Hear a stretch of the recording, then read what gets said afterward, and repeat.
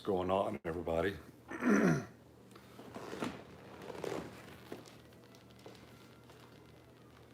As the title states, it's a beautiful Saturday here in Kentucky.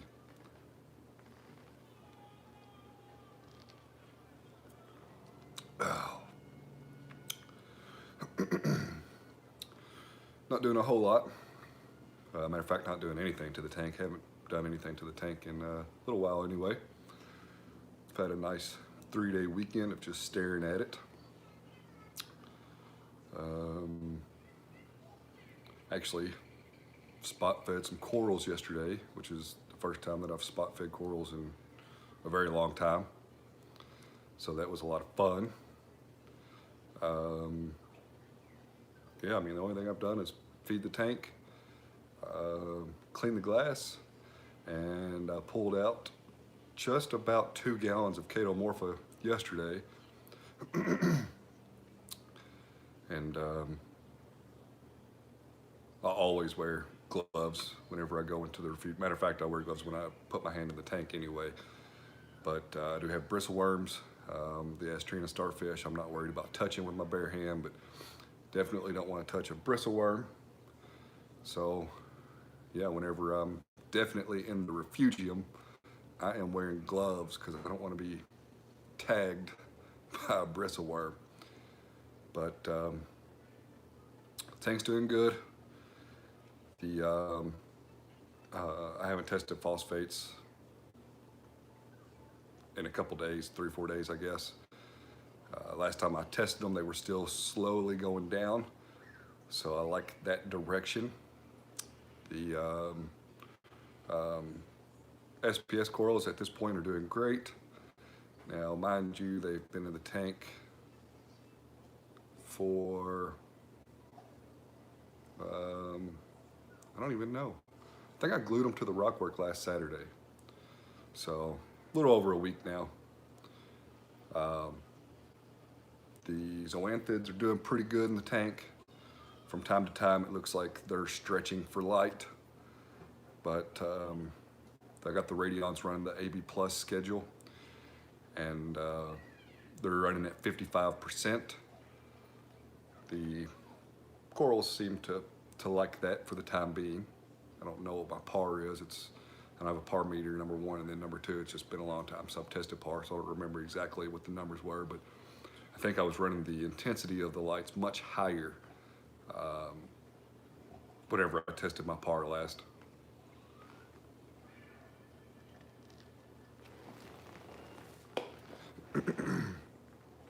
Let's see here. There is a store, Whitland Aquatics. They are, there's actually 2 of them. There's one in Evansville, Indiana, and there's one in Louisville, Kentucky. But the one in Evansville, what's up, Carl? The one in Evansville is about an hour away from me. But anyway, we're getting rid of some corals for pretty cheap. They actually, one of the guys comes over here into the city that I live in once a week on Mondays. So I bought a, from the images of it, it looks like it's a pretty big piece of green slimer. I think it's like 5 or 6 inches. Appreciate it, David. I think it's like 5 or 6 inches, the green slimer is, but I think I got it for like 60 bucks. And what's up, T40? I bought, I forget the name of the acro, but they wanted $5 for it. He said it's not gonna be mounted to a plug or anything, so you know what? I've wasted way much more than $5, so I figured I'd go ahead and tell them to throw one of them in there too, because, just get it here, glue it to the rockwork and see what happens. So, excuse me, my throat is all wound up. But yeah, I'm not trying to leave everything alone at this point with the tank and let it, stabilize itself and figure out what's going on. The only issues that I am having is the diatoms, and I've gone through this multiple times. I agree, David. Any $5 acro is a good deal. The Tunze pumps are covered in brown algae. The sand bed after a couple days will be covered in brown algae. And I take a long coral feeder and I just blow the sand bed off, and that seems to clear it up for a couple of days. But it's nothing new for this tank. I mean, I feel like anytime I've added anything new to the tank as far as, you know, rock or equipment in the display, we go through this. The only thing that I did add to the tank was this rock here that the zoas are on, but it has been in my tank for years and it came from the sump. But because it hasn't really seen light in many, many months, it very well could be part of the issue with the diatoms. And quite honestly, the high phosphates that I've had previously also, you know, could be an issue. But everything's looking good. I have the Tunze pumps running on auto wave, so I get a pretty good wave in the tank. Unfortunately, there's no way to like sync and anti-sync them. So sometimes they run together, which means that you're getting a crash in the middle of the tank. And other times they are running opposite of one another, which means you get a pretty good wave going in the tank. The torches on the left and the hammers on the right seem to really like it. The hammers are actually super, super fluffy today, so always thrilled to see that. Fish are always hungry. I probably need to feed. I do have an Eheim auto feeder right here where my finger's at on top of the screen. I've had it in my sump, but since the return section's not big enough for me to put a power head in there, I was getting food, just leftover food sitting in the bottom of the return chamber. Not a lot. And quite honestly, I use a coral feeder to blow off a lot of stuff. And if, you know, I would take the coral feeder a couple of times a month and just blow the food around in there, the return pump would suck it up. But I decided I would add the auto feeder to the light bar again. I've done that before when I had the Apex Neptune AFS. But just to switch it up, I added it to the light bar again. But yeah, I'm happy with the direction that everything's going at this point. The tank has quite a few corals in it at this point, which I should have bought a long, long time ago, but you know, it's old information. The fish are all doing pretty good. The last fish that I lost was the yellow chorus wrasse. No rhyme or reason for it. Had it for a couple years. Hated to see that. Was definitely one of my favorite fish. Just found him dead in the tank one day.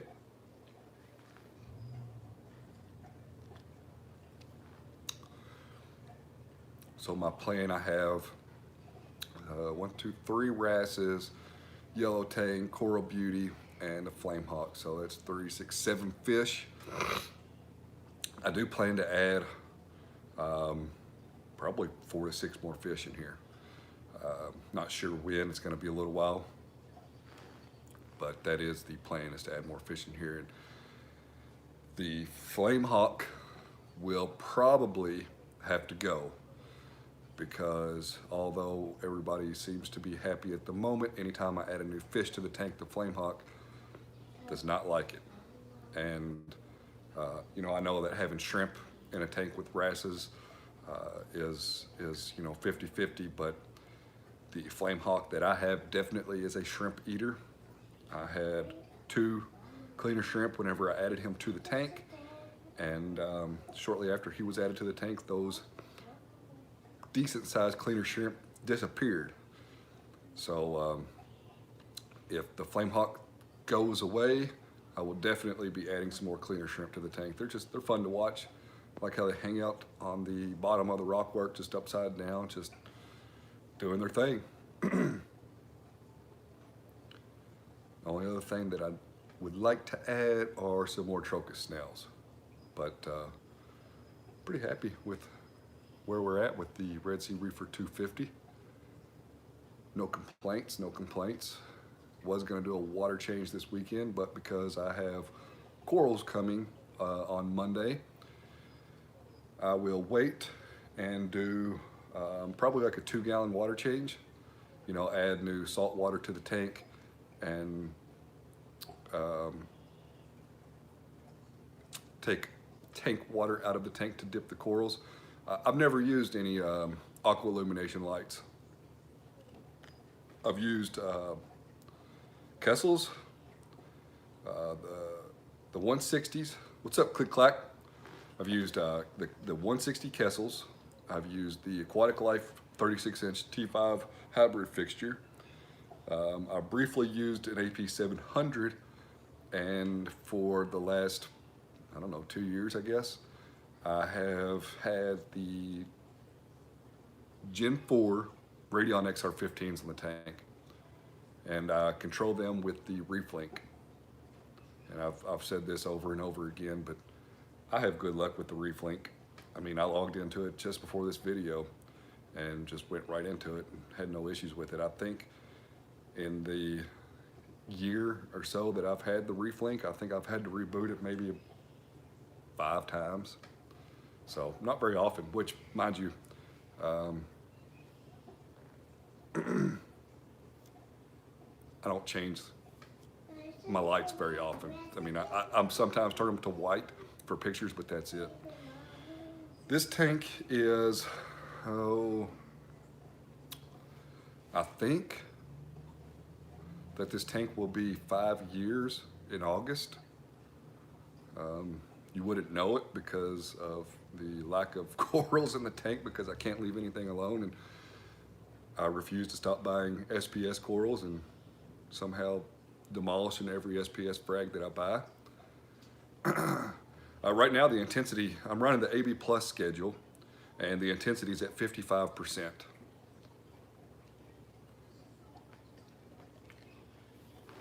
And it's been running at 55% for months. You know, I've never had a reason to bump up the intensity. Again, the only thing that I ever do in the Reeflink is adjust the colors to more of a white spectrum, just for pictures and sometimes video.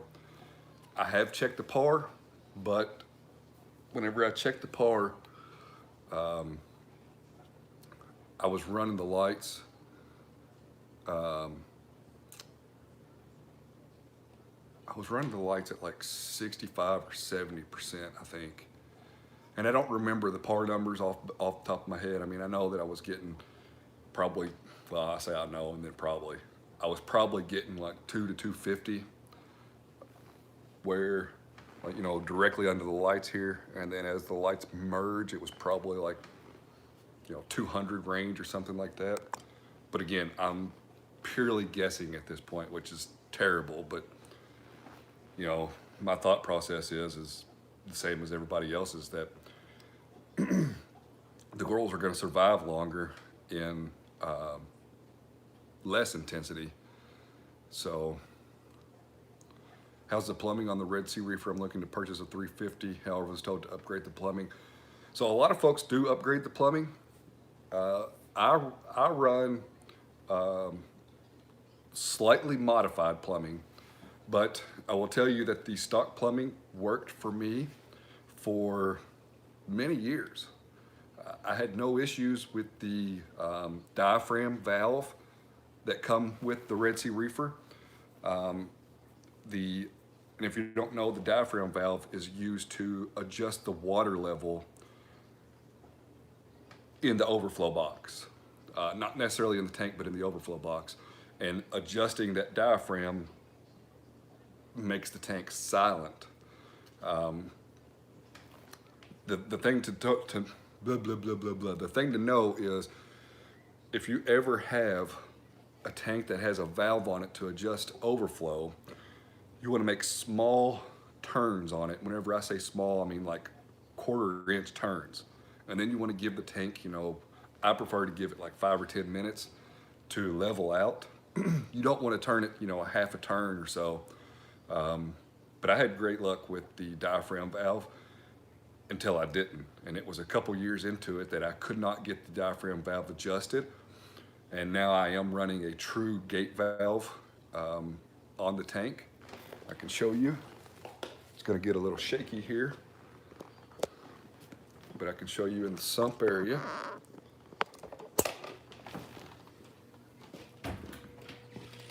If I have a light in here, I took it off to recharge it.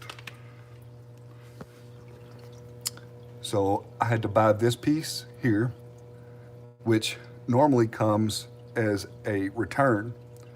And this is a 1" to 3/4" threaded fitting. And this is a slip, and this valve is a slip, and then it just drains down. This is the emergency drain, never had to touch yet. And I did modify the return by adding a 3/4 threaded to nipple, so that I could have 3/4" tubing going up into the display. Otherwise it's 1/2" tubing. And it's worked out for me just fine. So I do have, they're not in business anymore, but a Crystal Reef refugium sump. So I don't run filter socks. I did have a custom tray made by Octo Aquatics to run filter floss, but everything drains back here into this section, comes into the refugium. This is a skimmer section, which I haven't run a skimmer in a year now. So it's just got live rock, which there's live rock down here. And then our return section with the Tunze auto top off. And the best advice I can give anybody that's running an auto top off, period, is to run the hose high and have it go into a bigger hose. So this is where the fresh water runs in, and it's going into a 1/2" silicone tubing into the return section. Then I had added this about a month ago, BRS mini reactor running carbon and roaphos. The roaphos was to bring the phosphates down, and since I had carbon, I figured I'd run some carbon. 6-gallon stealth auto top off container, kalkwasser, the Kamoer X1, and I'm dosing I think like 65 milliliters a day of kalkwasser. There was a question that popped up about water changes. I like to do them every weekend, so once a week, but it's been 3 weeks now, I think, since I've done a water change. Excuse me. So I got some corals in. Let me adjust the camera there. I've gotten some corals in for a couple times, and I have more corals coming on Monday.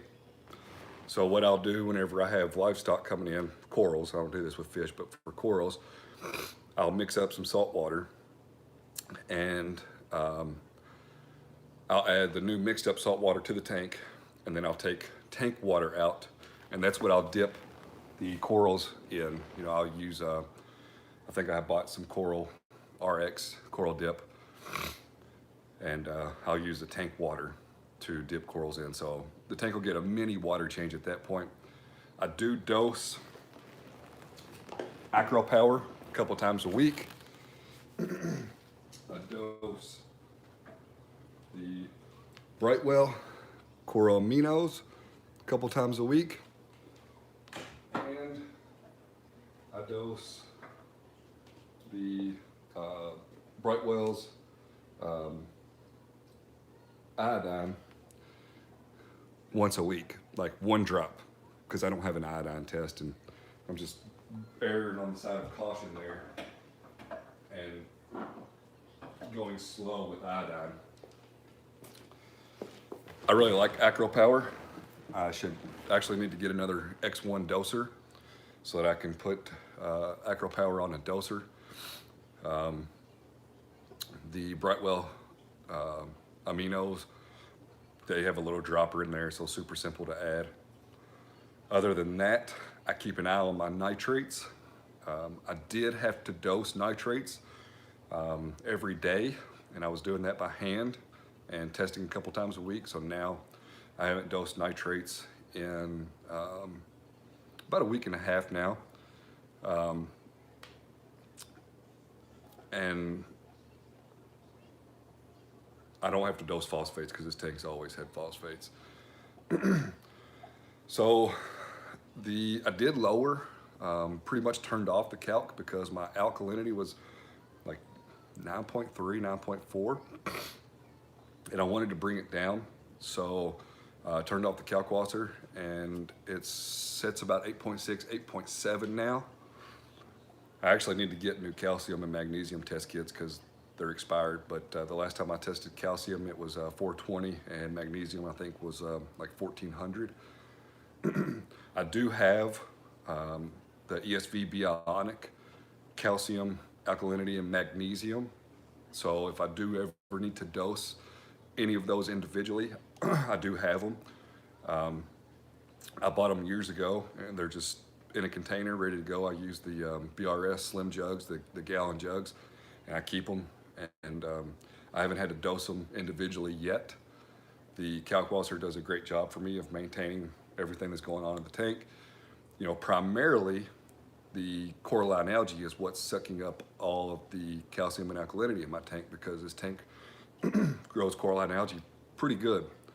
The kalkwasser definitely is helping with that. Otherwise, the other benefit for me, and mind you, I don't have a pH monitor, so I have no clue what my pH is, but with the tank being inside and I'm not running a skimmer, you know, I don't have a line coming from the outside to pull in fresh air. The kalkwasser is going to help me with pH. And the good thing is I'm dosing it, kalkwasser.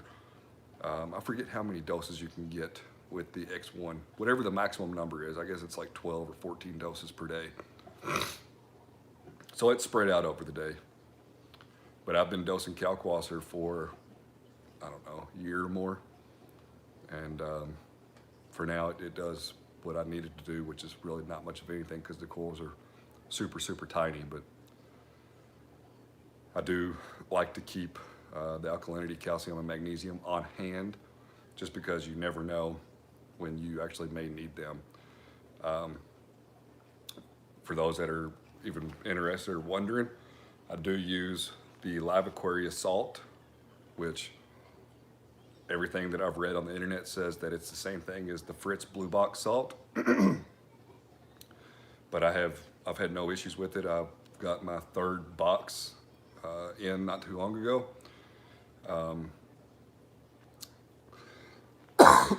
Excuse me.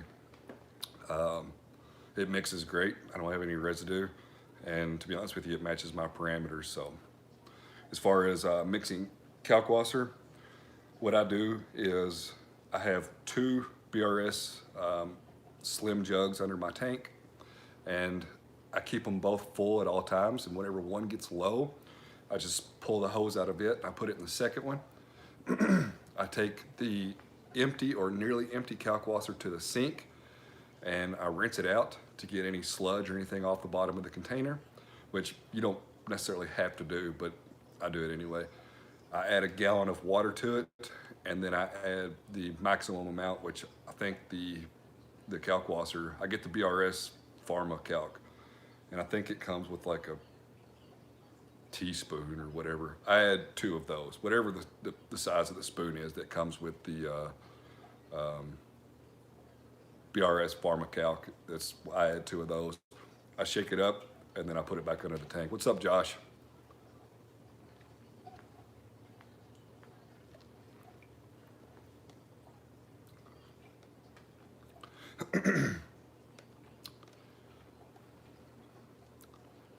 And I mean, there are people that put kalk in their auto top off.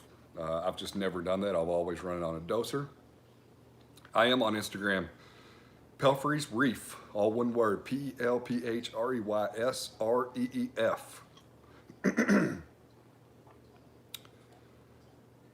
So, you know, you can get the Kamoer X1 dosers off of any website. They're 60 bucks, I think. And I love that little doser. I've been running it for a year now. I haven't checked calibration on it, but it works great. Whenever I did change the dosage on the kalkwasser, it was simple. Just go into the app on my phone, change it. Now it is a Bluetooth device, so you have to be here. You can't change it remotely, but I don't know why anybody would want to change something like that if you're not around, but appreciate it, Josh. So if anybody does have an Instagram, feel free to follow me. My YouTube videos are like a month and a half behind Instagram's live. The reason why my videos are the way that they are is because I will shoot like 2 or 3, maybe even 4 videos at a time and upload them. And that way I try to keep them between 12 and 10 minutes. Excuse me.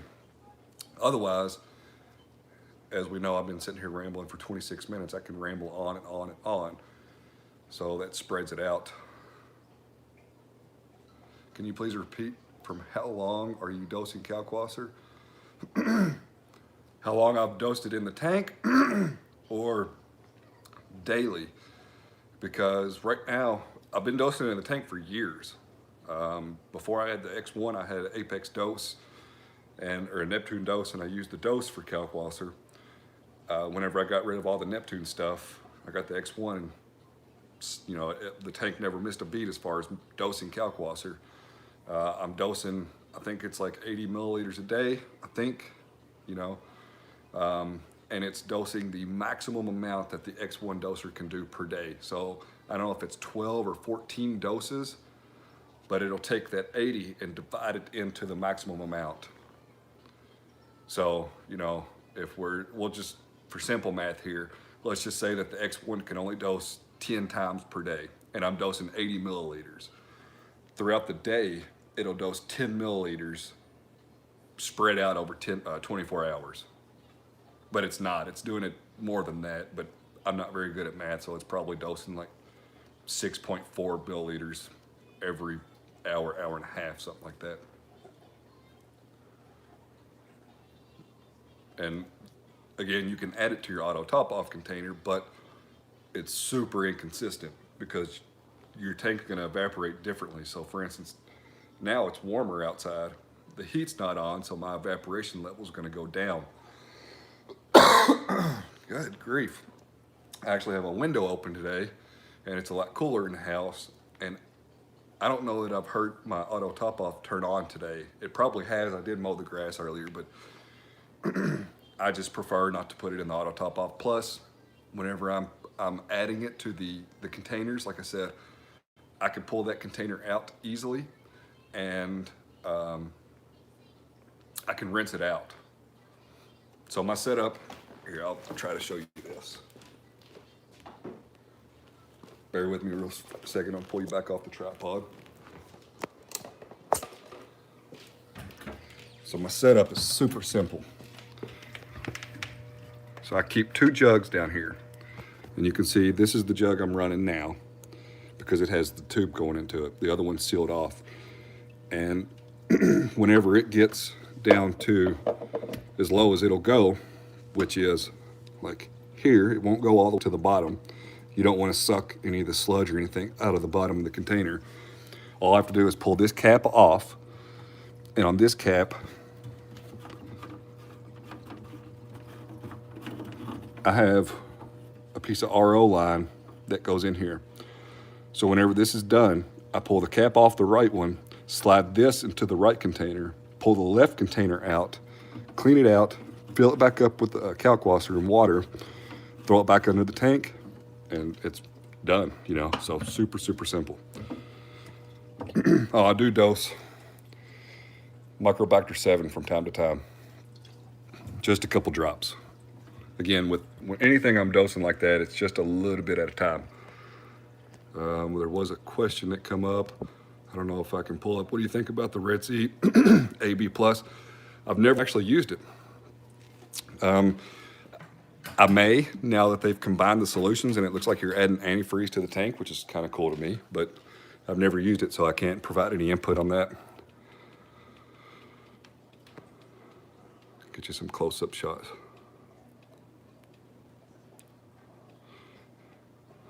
Thank you very much. Yeah, I love the simple reef tank now. So the Zoas, like I said, are doing pretty good.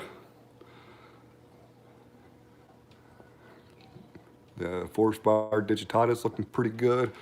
purple stylo, slime ball, which is hard to see, green slimer, bird's nest, palette pink tip, torches. Super thrilled that the torches are doing great because I've always loved torch coral and I've struggled to keep them. This is one that I've tried for a while. It's in the middle of the screen, but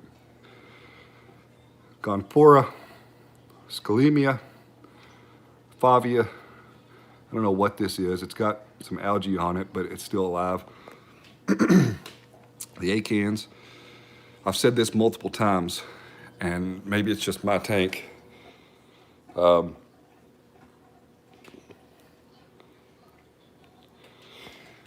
had the acans on the sand bed, and they did, I mean, they stayed alive. But as soon as I moved them to the rock work, it changed everything. You know, it's probably hard to see, but there's some yellow and green coming out of the middle of this acan here. That's a new acan. This guy's got some beautiful colors on him. If I can stand still for a second.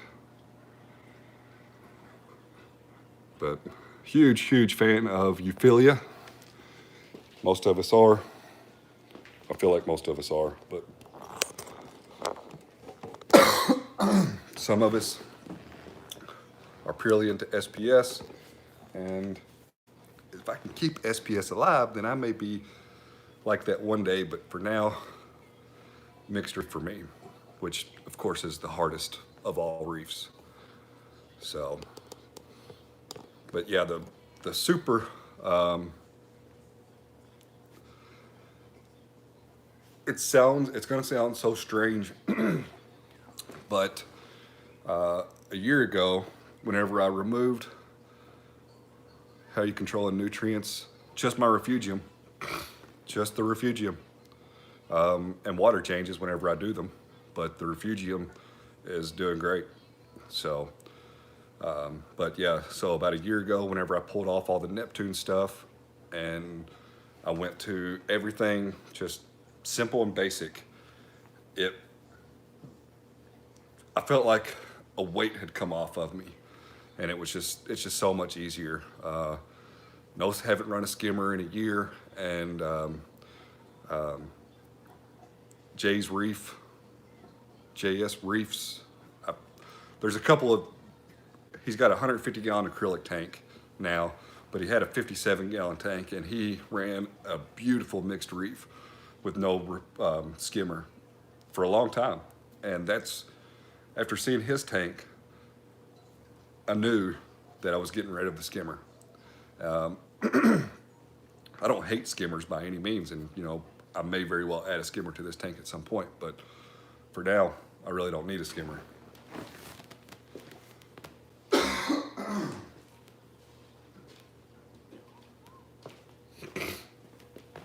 It's just simple. I run a Jabo DCP 4000 as my return pump, and I don't even think it's running at half speed. I've been running it for a year now. I've taken it out of the tank once to clean it. Super silent pump, just works. I was running the, when I first started the tank, I ran the Varios 6 from Reef Octopus. Great pump, had no issues with it. I was a beta tester for the core pumps from Neptune. So I took the Varios out and I ran the Core 20. When the beta testing was done, Neptune sent me a brand new Core 20. I sent them the Core 20 that I was testing back to them, and ran the Core 20 for a long time. And whenever I got rid of the Apex, I could have kept the Core 20 because it's a standalone pump. You don't even need any Apex ecosystem to run the Core 20. You can run the Core 20 standalone. But I decided I was gonna sell a $300 pump and go with a $60 pump. And it's been flawless, it's worked great.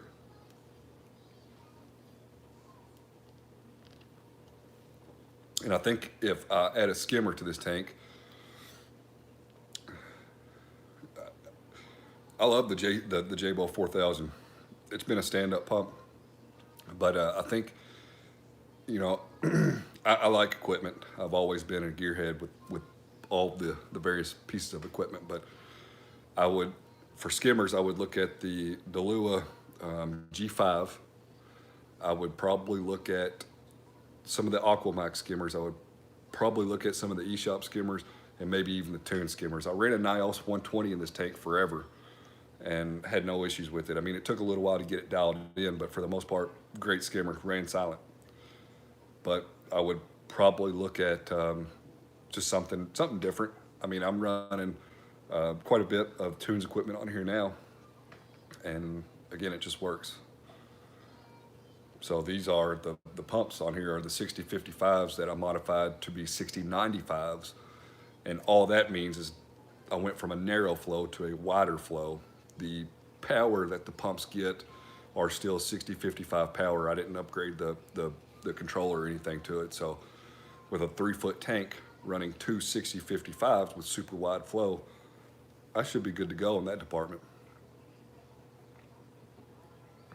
I use the Tunze strong magnet cleaner with the scraper blade on it. Works great. Hated the scraper until I realized it actually had a blade that goes on it to get all the hard stuff off the tank. Good grief. But I like where we're going with the tank. The kids take the step stools and stand up there and they just stare at it and smack the glass, you know. They do what kids do. So, all right, folks, I've been rambling on for 40 minutes now. Really, I've been coughing. I don't have Corona, but I'll probably get the video removed because I said that, but I'm drinking Corona. There we go. That way we can keep the video up. I'm gonna hop off here. Go sit outside for a little bit while it's nice. I think we got some storms rolling through tonight, so as always, hope everybody's staying healthy. I know it's a terrible time right now, but stay healthy, stay positive. Get up and do something. Don't sit on the couch all day. Get up and do something that'll make you feel better. Appreciate it, Craig. The wife's out golfing, so that's about the only thing you can't do. They've boarded up all the basketball courts around here, but anyway. Everybody have a great weekend. Happy Easter, by the way. Tomorrow's Easter. I know it's kind of an unorthodox Easter, but have fun. We're gonna color some eggs here later on today. Have a great one. I'll catch you later.